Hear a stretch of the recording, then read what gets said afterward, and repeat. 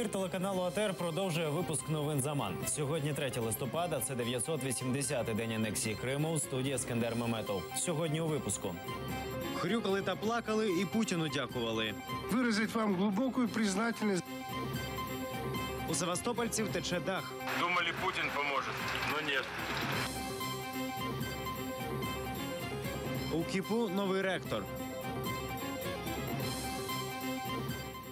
У справі Ахтема Чийгоза допитали особисто охоронця Сергія Аксьонова, повідомляє адвокат Ніколай Полозов. На так званому судовому засіданні у справі заступника голови Меджлісу Ахтема Чийгоза виступив свідок звинувачення Олексій Акімов. Він є заступником командира взводу Нацгвардії Росії. Під час лютневих подій під Верховною Радою служив особистим охоронцем кремлівського голови Криму. На минулому засіданні свідком звинувачення був Віктор Муравйов, позаштатний радник виконуючого обов'язки глави окупованого Криму. Щодо адвоката Ніколая Полозова, підконтрольне Кремлю ФСБ Криму збирається розпочати слідство. Про це він написав на своїй сторінці у Твіттері. 8 листопада в Верховному суді Криму розглянуть апеляцію прокурора на відмову Київського районного суду Сімферополя розпочати слідство щодо адвоката Полозова. Сам адвокат розцінює тиск спецслужб на нього як ознаку того, що він все робить правильно.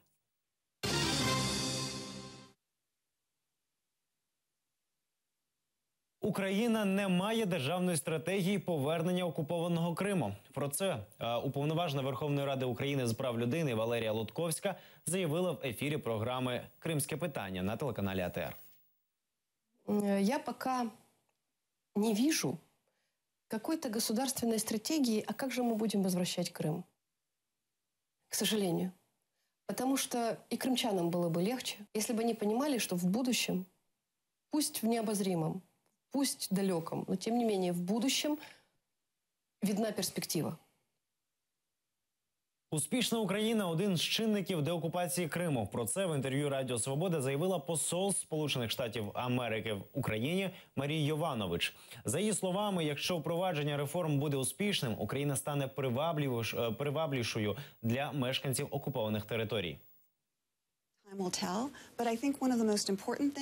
Час покаже. Але, думаю, одним із вирішальних факторів буде те, що Україні все вдасться на решті території. Програма реформ є вкрай важливою для того, щоб Україна стала такою, якою її хочуть бачити громадяни. Процвітаючою, демократичною, такою, яка не лише поділяє цінності Заходу, але й втілює їх. Думаю, це така країна, до якої кримчани захочуть повернутися.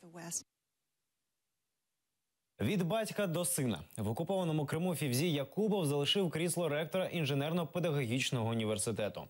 Новим керівником вишу став його син Чингіз Якубов.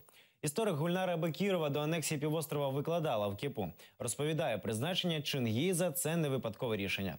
Февзій Якубов готував крісло ректора для сина останні декілька років.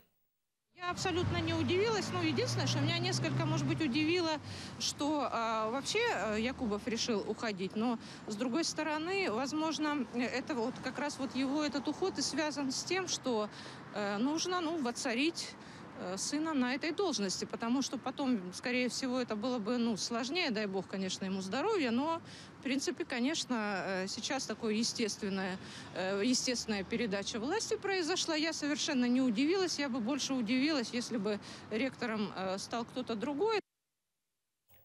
У Сімферополі на вулиці Гурзувській збираються побудувати розважально-спортивний комплекс. На 3 гектарах землі до 2020 року мають з'явитися готель, ресторан, парковка, спортивні майданчики і аквапарк.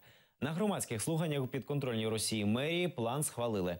Однак більшості мешканців не подобається ідея сусідства з готелем і парковками. Для меня, как для местного жителя, в принципе, гостиница и ресторан здесь не актуальны. Для местных жителей очень актуально, чтобы было место, куда могут пойти их дети, заняться спортом. Здесь спортивная площадка, здесь бесплатные занятия на велотреке. Хорошо, особенно тем, кто рядом живет, можно возможность хорошая гулять с детьми, проводить время.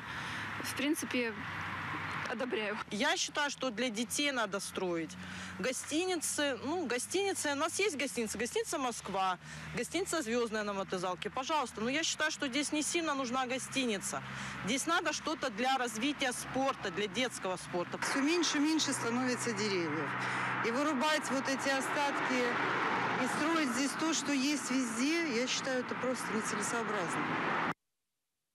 Окупаційна влада майже знищила малий і середній бізнес в Криму. До такого висновку дійшли експерти з фонду «Фрі Краймія». Вони проаналізували офіційну статистику окупантів і порівняли її з даними до анексії півострова. У Криму Вадим Кудачігов давав фінансові консультації та організовував концерти зірок. До окупації я був мільйонером. Залишатися в окупованому Криму Вадим не зміг, не став міняти громадянство та погоджуватись з новими правилами бізнесу. В том же самом Крыму. Сейчас возможно вести бизнес только в одном случае. Берешь путинскую попу, целуешь ее, я согласен. Тебе дают разрешение заниматься бизнесом. Тебе ставят какую-то структуру, которая будет тебя курировать, контролировать, куда ты относишь долю. Такий бізнес-клімат не підійшов і для лояльних режиму підприємців. Експерти «Фрі Краймія» проаналізували статистику окупантів, з'ясували, торік малих та середніх підприємств стало в 15 разів менше, ніж було до окупації. Робочих місць у дрібному бізнесі поменшало втричі, податків з нього у 8 разів. Найбільше постраждали власники готелів та апартаментів. Крымская экономика, в частности малый бизнес, в значительной мере секторально зависел от сдач квартир, либо мини-гостиниц, которые на сегодняшний день фактически все закрыты. Российский турист, он очень бедный, он бюджетный, они едут только по путевкам, которые оплачиваются им предприятиями или профсоюзами. За оцінками фонду, російська влада навмисно створює складні умови для бізнесу в Криму. Фінансово незалежні люди – загроза режиму. Пожалуйста, спасіть! Крим і не передбачається розвиток бізнесу. Так. Крим є чітка, зрозуміла тенденція створення військової бази, яка орієнтовно буде десь 100 тисяч, налічувати 100 тисяч військових, плюс обслуговуючий персонал. У перспективі, впевнені в фонді, тиск на підприємців міцнішатиме, надалі скорочуватимуться робочі місця. Роман Спірідонов, Ільдар Тарахташ, Заман, АТР.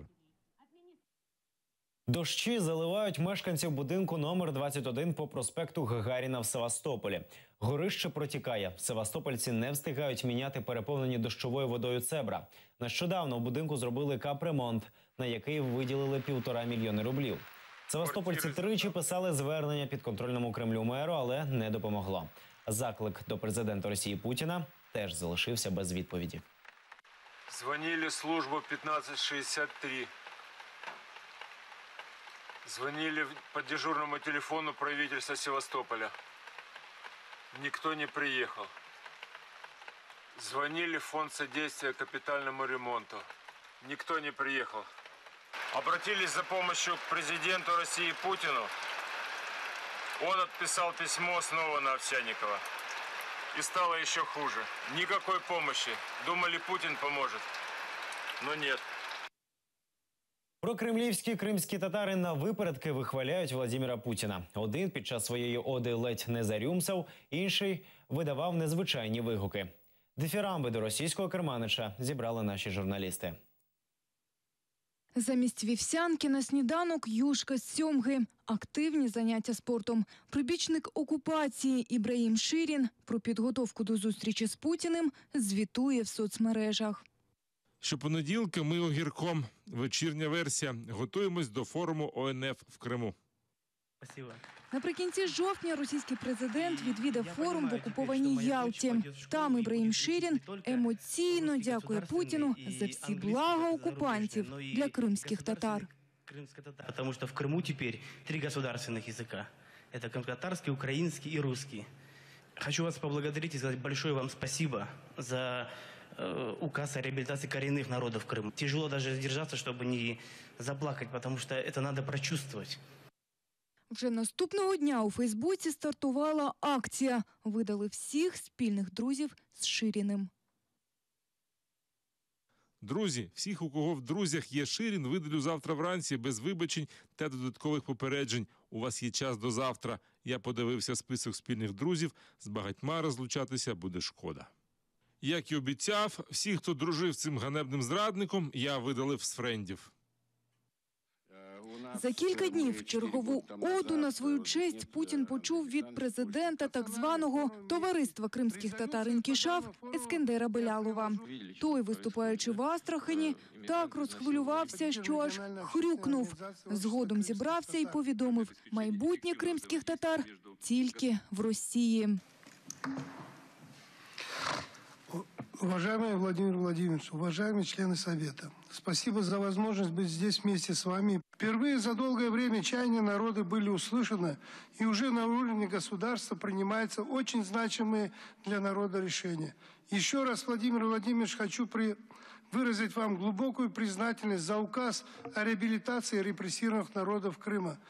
Втім, Путін відразу спустив Белялова з небес на землю. Пояснив, російські блага розраховані не для всіх. А те, кто приезжают сейчас или будут приезжать, надо, чтобы все они услышали и поняли, да, что мы не можем тонким слоем по пирогу размазывать. Там, это, Я говорю про тех людей. Ничего не будет, понимаете? Наталка Калінка, Заман, АТР. Директорці Української бібліотеки в Москві закидають розпалювання ворожнечі до росіян. Про це заявила прокурор перед початком суду. Вона переконана, що Наталія Шаріна, користуючись посадою директорки бібліотеки української літератури, поширювала українську літературу, що поплюжить російську націю. Але адвокат Шаріної Іван Павлов вважає, що звинувачення не мають доказової бази. У нас все, что связано с Украиной в настоящее время, так или иначе имеет отношение к политике. И дело библиотеки украинской литературы тому не исключение. Мне кажется, сейчас уже в слове «борщ» то можно найти какой-то политический контекст. Це всі новини на цю годину. Дивіться наступний випуск новин з Ельдаром Курцеїтовим та дізнавайтеся більше. Будьте з АТР. На все добре.